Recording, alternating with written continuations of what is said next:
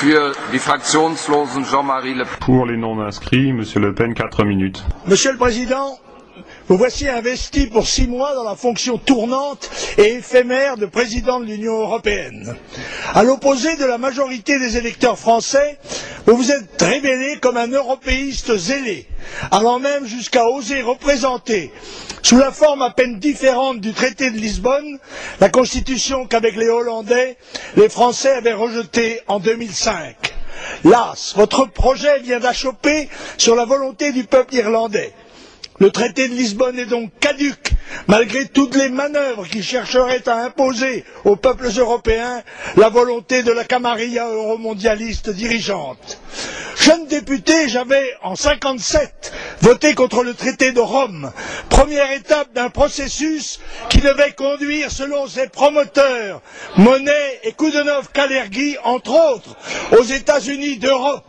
Cette tour de Babel, ne pouvant être construite que sur les décombres des nations, et d'abord de ma patrie, la France, j'en fus depuis l'adversaire résolu.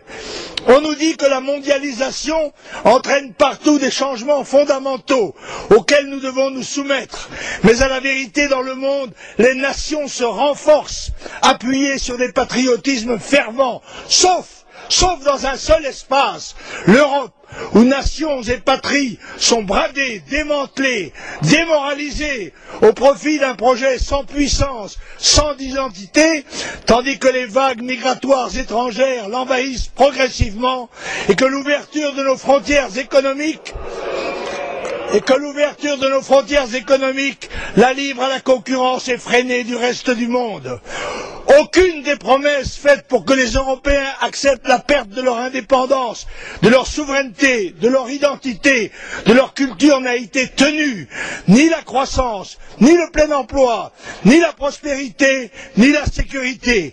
Et c'est l'angoisse qui prévaut à l'orée de la crise systémique qui s'annonce, crise énergétique, alimentaire, financière. D'ici là, il est vrai, le manège médiatique continuera de tourner.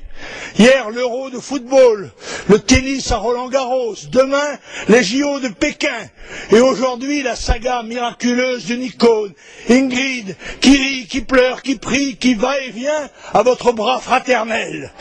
Dans votre désir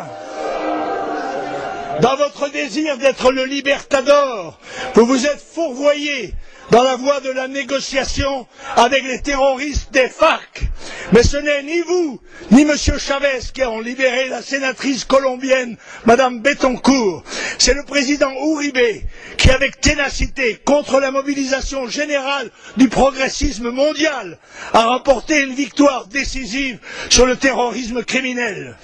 Vous avez multiplié les démarches stériles et vous avez même été jusqu'à inviter les terroristes des FARC communistes repentis à vous venir bénéficier de l'asile en France, mais pour les protéger de qui?